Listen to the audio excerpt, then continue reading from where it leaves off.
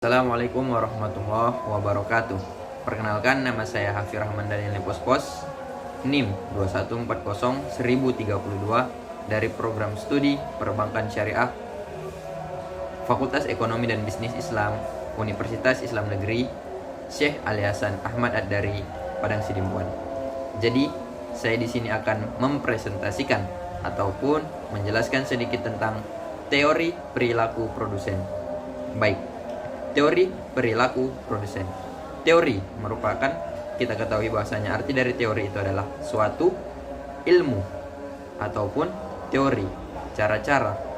Kemudian perilaku adalah suatu perbuatan, kegiatan. Dan juga produsen. Produsen adalah suatu individu ataupun kelompok ataupun perusahaan yang memproduksi barang atau jasa yang dibutuhkan oleh konsumen. Ya, setelah mengetahui arti dari teori perilaku produsen, maka kita bagi lagi pembahasan yang pertama, yaitu teori produsen.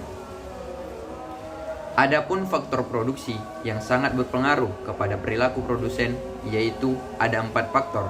Yang pertama, faktor perencanaan. Faktor perencanaan sangat dibutuhkan oleh produsen dalam merencanakan produksi yang akan dihasilkan kepada konsumen. Hal ini berguna untuk mengetahui produk apa yang diminati oleh para konsumen. Kemudian yang kedua, faktor pengorganisasian. Faktor pengorganisasian dilakukan agar proses produksi dapat terlaksana dengan baik dengan penggunaan sumber daya yang tersedia dalam perusahaan. Yang ketiga, faktor pengarahan. Faktor pengarahan dilakukan oleh produsen bertujuan agar para tenaga kerja yang melakukan proses produksi dapat menghasilkan suatu produk sesuai dengan yang diharapkan oleh produsen. Kemudian yang keempat yaitu faktor pengendalian, dilakukan untuk mengetahui bagaimana proses dari produksi yang dilakukan sesuai dengan arahan yang telah diberikan kepada perilaku ataupun kepada pelaku proses produksi. Demikianlah keempat faktor yang sangat berpengaruh kepada perilaku produsen. Kemudian kedua, pembahasan dari teori perilaku produsen, yaitu teori perilaku produsen itu sendiri. Perilaku dapat juga dikatakan sebagai kondisi dasar dari perabatan setiap individu. Hal ini dapat dipengaruhi oleh 2 faktor, yaitu faktor yang berasal dari dalam diri dan faktor yang berasal dari lingkungan. Dalam pelaksanaannya, perilaku timbul akibat dari keinginan dalam menghasilkan suatu hasil yang diinginkan. Produsen dapat diibaratkan sebagai seorang atlet cabang olahraga atletik dalam cabang estafet, karena merekalah awal pengolahan produksi barang dan jasa menjadi berguna. Selanjutnya, perilaku produsen harus memiliki nilai-nilai yang menjadi dampak positif bagi orang lain. Perilaku produsen dapat menjadi tindakan yang diambil produsen dalam melakukan pengalokasian faktor produksi yang kegunaannya menghasilkan produk. Adapun perilaku produsen yang memiliki faktor yang mendukung, yaitu A. Kemampuan produsen dalam menghasilkan keuntungan dari barang dan jasa dengan menggunakan modal yang seminimal mungkin. B.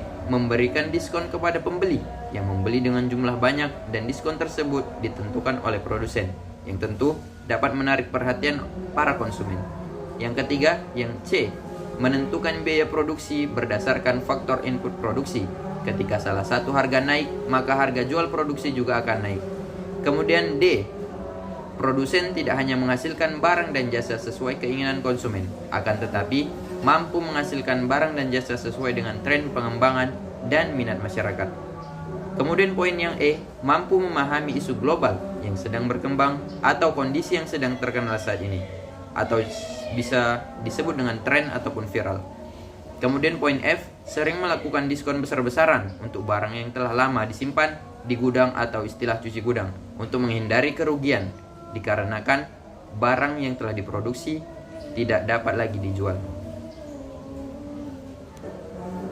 Kemudian kita akan membahas tentang faktor produksi. Di dalam Islam, faktor-faktor produksi sangat berpengaruh untuk menghasilkan barang sebanyak-banyaknya dengan kualitas semanfaat mungkin demi kemaslahatan umat. Adapun yang pertama, faktor-faktor produksi dalam pandangan Islam, yaitu tanah.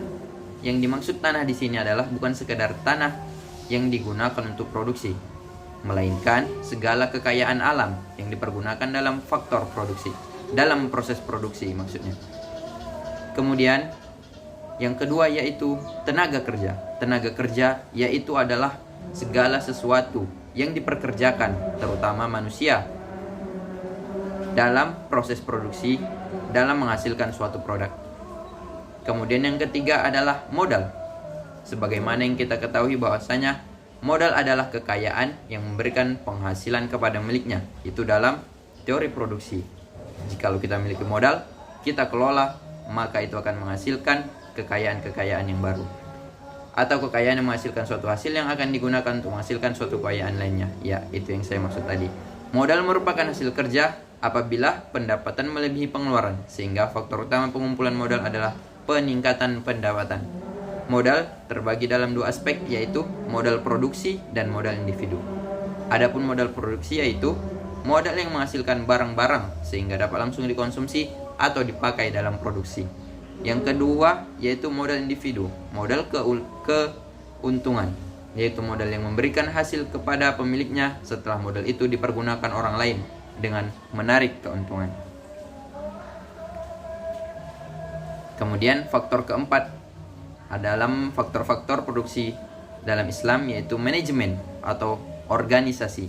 Manajemen merupakan naungan segala unsur produksi dalam suatu usaha produksi, baik industri, pertanian, perdagangan, dengan tujuan agar mendapatkan laba secara terus-menerus dengan memfungsikan dan menyusun unsur-unsur tersebut serta menentukan ukuran seperlunya dari tiap unsur itu dalam perusahaan. Manajemen dalam upaya sejak mulai timbulnya ide usaha dan barang apa yang ingin diproduksi, berapa dan kualitasnya bagaimana dalam angan-angan si manajer.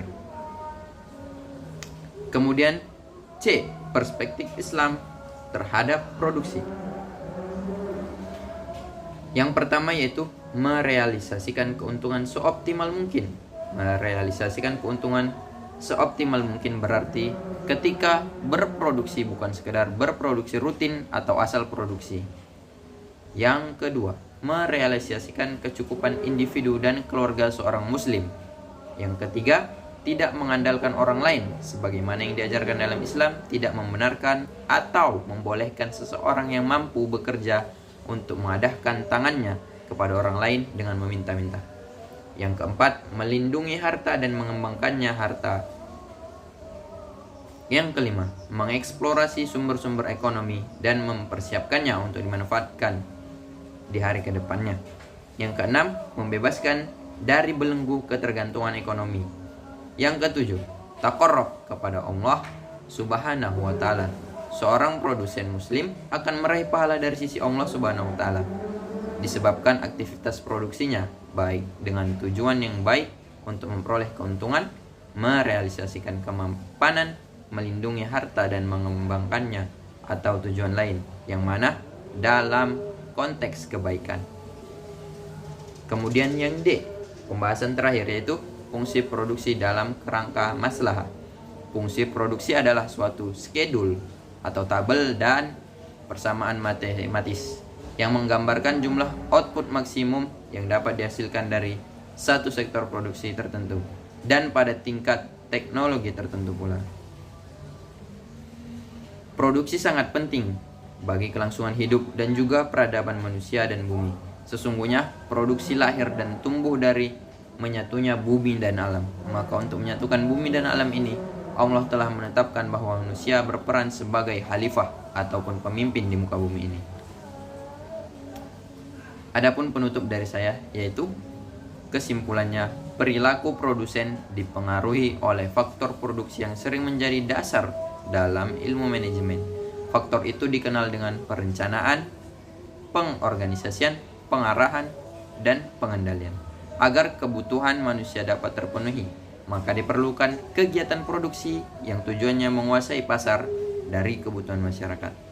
Perilaku produsen harus memiliki nilai-nilai dasar yang menjadi dampak positif bagi orang lain. Pandangan Islam, produksi yang baik dan berhasil adalah produksi yang menggunakan faktor-faktor produksi guna menghasilkan barang sebanyak-banyaknya dengan kualitas semanfaat mungkin demi kemaslahatan ummah ataupun umat. Produksi sangat penting bagi kelangsungan hidup dan juga peradaban manusia dan bumi. Sesungguhnya produksi lahir dan tumbuh dari menyatunya bumi dan alam seperti yang saya katakan tadi. Demikianlah penjelasan dari saya. Jikalau ada kesalahan, mohonlah kiranya saya dimaafkan. Wabillahi taufik wal hidayah. Wassalamualaikum warahmatullahi wabarakatuh.